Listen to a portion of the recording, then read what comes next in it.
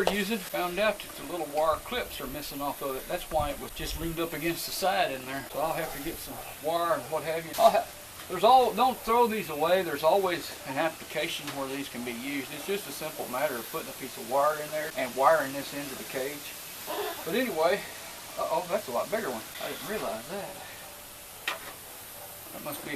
This must be one of the big 11-inch ones. But then again, that's probably not a bad idea either with this many guys eating in here. But what we're going to have to do, and Dana, just so you know, this will stick out a little bit, so okay. Going to have to watch elbows and shoulders and all that kind of stuff. But we are going to, wow, since I did one of these, but actually, the way these are made, okay, you'll hold them up here and you see how many squares you're going to use, okay? And you go from there to there. Now, you're going to set it, see this is a 2-inch square right here, so you go up just above the first one and you cut. And I always cut a few, and then I put it back up there, and I know this is going to be my last one right here. That way I don't end up to meet up with where I was. Okay? And that's all of them. Okay? Now then, opinions vary here. Okay? But here's what I do. If you've ever had a rabbit, and I'm just going to try this, but if you've ever had a rabbit, especially young rabbits, think it's cute to get in their J feeder and scratch all the food out on the floor. Well, this is something that I've wanted to try for some time and never had done it. See those? Bending those in just a little bit. Now, right where that's going to go, uh-oh, did I not do enough of them? Okay, I need one more. Be close. I'll move it back here. Oh, that one's cut. Okay, I missed this one. That's what it was. All right, so we're good. Anyway, I'm going to do this like that. Move those up kind of out of the way. Not cutting them off, you see. Okay. Now I'm going to take it, I'm going to put this in here. And it's in there. Now all we do is take this little wire on the side, you see it puts right on there. And these little rabbits are certainly anxious, and now what I do, and a lot of people, you know, this isn't absolutely necessary, but sometimes I'll take and I'll bend that little clip in a little bit just to make sure that it hangs on. Now, here's the deal. See how those wires sit right on top? Now a couple of these are a little long, and I don't like the idea of a rabbit poking themselves with that. So I'm going to cut it to where it's about midways here. Okay, so I'm going to cut maybe 1/8 of an inch or so off of each end. You can watch me do that if you like. Just like that. It's kind of like that.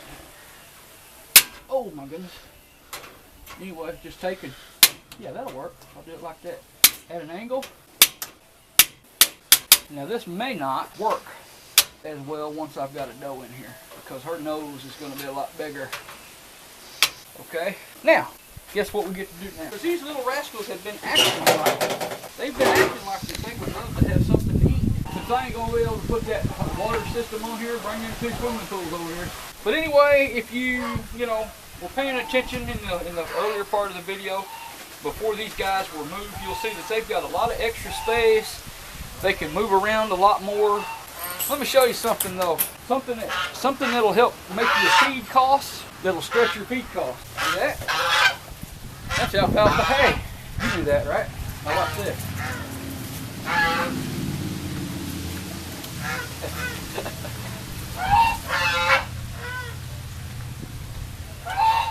You know you like that stuff, guys. Now this little gray, she hasn't had as much alfalfa. She might not enjoy it as much. It's not like they're starving. Their bellies are about to explode. I can put my hand underneath them here and I can feel their big fat bellies. But see? They'll eat that right up. I don't know, they take up so much floor space, Dana, that I think we'll try one of these first, because hopefully I can get, if I can find my epoxy, I can get a bucket made tonight, and that way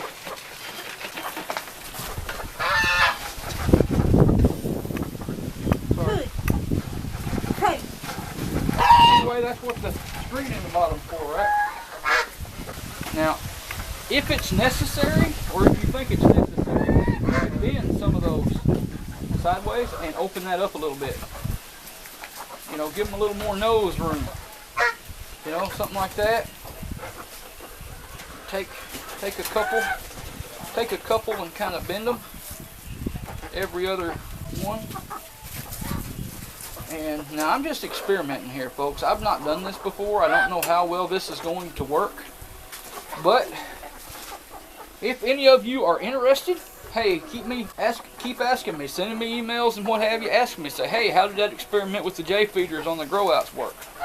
But see, the little wires are still in the way there. They can get their little noses in there, but it makes it a little harder for them. I have seen them actually get up here by the end and scratch, and they might still be able to scratch that to some degree,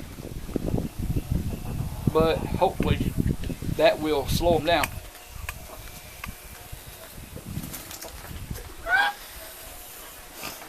They love their pellets, but let me tell you, this hay will be gone before dark. Most of it. And it's probably about 4 o'clock now. So. But yeah, that big long feeder right there, that'll come in handy when you've got a litter, when you got a doe in, a mama doe in here and a big litter of babies, because you know they all eat out of the same container. So you can see, look there, there's 1, 2, 3, 4, 5. 5 of them that can reach, and two of them getting pushed back, and that's the big J feeder. Now, if you don't have any of those great big J feeders, well, I mean, you know, don't knock yourself because you don't have it. If you've got an extra one of these little 5.5-inch ones, like Zoe has here, if you've got an extra one or so like that, just put a couple of them on there. Put one on each end of the cage if you've got room. Me, I had to butt those up against because I didn't want this cage out here to where we, you know, hitting the elbow with. As some of my more negative commenters are quick to point out, you know, we're mostly fat people living around here, and we need plenty of room to go in this door and what have you. See here? And you know, I didn't want to be tearing off my elbow. I don't want to be ramming my shoulder into the corner of it. That stuff hurts now, let me tell you. Did you cut that hose on? Where's the end of it?